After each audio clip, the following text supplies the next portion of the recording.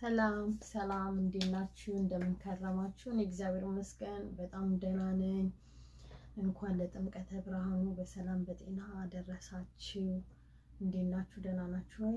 እግዚአብሔር ይመስገን በጣም ደህና ነኝ። ዛሬ ደግሞ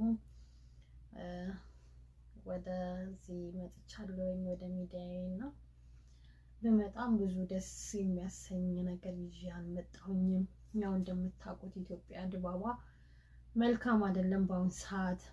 ይሄው አርቲስቶቻችንን በየጊዜው በየተራ አመት በዓል ሲመጣ አዲስ አመት ሲሆን የሆነ ነገር ሲሆን በሀዘን ነው የምንቀበል ያለነው በአሁን ሰዓት። ስንት ወንድሞቻችንን ከጎናችን እያጣን ነው እና በጣም ያሳዝናል። ብዙ መስራት የሚችሉ ለሀገር የሚጠቅሙ ለቤተሰብ የሚጠቅሙ ለሌለው የሚረዱ እነ ማንዲንጎ በጣም እነ ታምራት ሁሉ ስንታቸውን እያጣናቸው ነው ያለነው። በጣም ያሳዝናል። አሁን ደግሞ ያው ይሄንን አጣን፣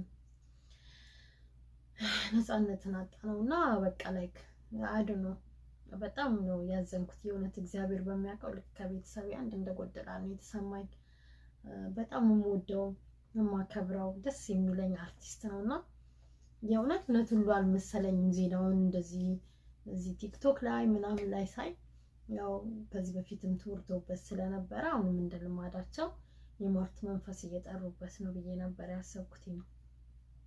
ግን በጣም ነው ያዘንኩት። እኔ ብቻ ሳልሆን የኢትዮጵያ ሕዝብ እንዳዘነ ነው የሚታየኝ። ከዛ በተጨማሪ ግን የሰው ሞት የሚያስደስታችሁ ርኩስ መንፈሶች የተጠናወታችሁ አላችሁ። ሁለት ሰው አይቻለሁ።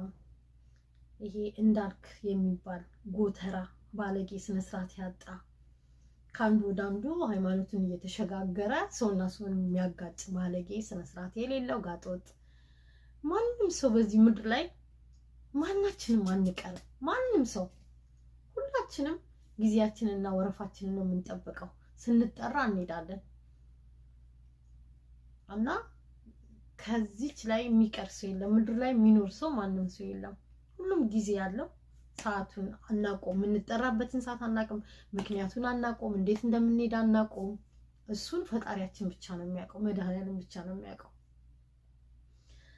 እና እንደዚህ አይነት ነገር ግን እርላፊ ነገር የሚያስጠላ ንግግር ካፋችን ባይወጣ ጥሩ ነው። ለምንድን ነው የምትናገረው ንግግር ማታቅ ስነ ስርዓት የሌለ ጋጠወጥ አንተ